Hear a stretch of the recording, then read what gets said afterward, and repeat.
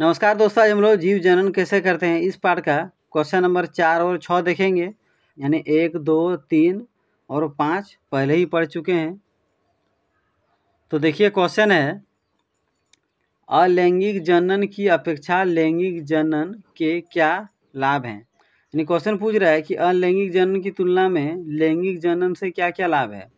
तो आंसर देखिए, अलैंगिक जनन की अपेक्षा लैंगिक जनन के कई लाभ हैं। तो क्या क्या लाभ है देखिए।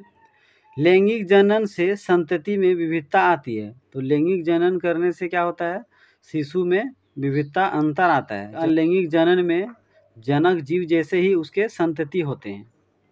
नए जीवों के विकास में लैंगिक जनन की महत्वपूर्ण भूमिका है। तो नए जीव विकास होने में लैंगिक जनन का बहुत ही बड़ा योगदान रहता है। अलैंगिक जनन में नए जीव का विकास संभव नहीं है। जीन के नए युग्मक बनते हैं जिसके कारण आनुवंशिक विविधता का विकास होता है। तो लैंगिक जनन में क्या होता है, जीन के नए युग्मक जोड़ा बनते हैं जिसके कारण आनुवंशिक विविधता का विकास होता है, जबकि अलैंगिक जनन में जीन के नए युग्मक नहीं बनते हैं। इसे अच्छा से पढ़िए, ये बहुत वीवीआई क्वेश्चन है। अगला देखिए क्वेश्चन नंबर 6 देखिए। क्वेश्चन है, ऋतुस्राव क्यों होता है। यदि अंडाणु का निषेचन नहीं होता है तो वह एक दिन बाद नष्ट हो जाता है। यानी अंडाणु का अगर निषेचन नहीं हुआ तो एक दिन बाद वह अंडाणु नष्ट हो जाता है।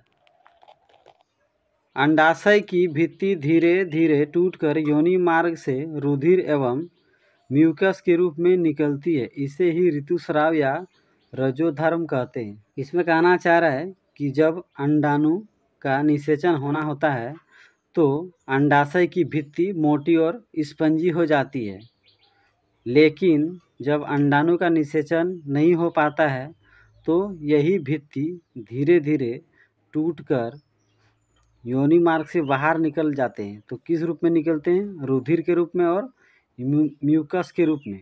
तो म्यूकस वो सफ़ेद टाइप से होता है, यानी रुधिर और म्यूकस रूप में निकल जाता है। इसी प्रक्रिया को, इसी घटना को ऋतुस्राव या रजोधर्म कहते हैं।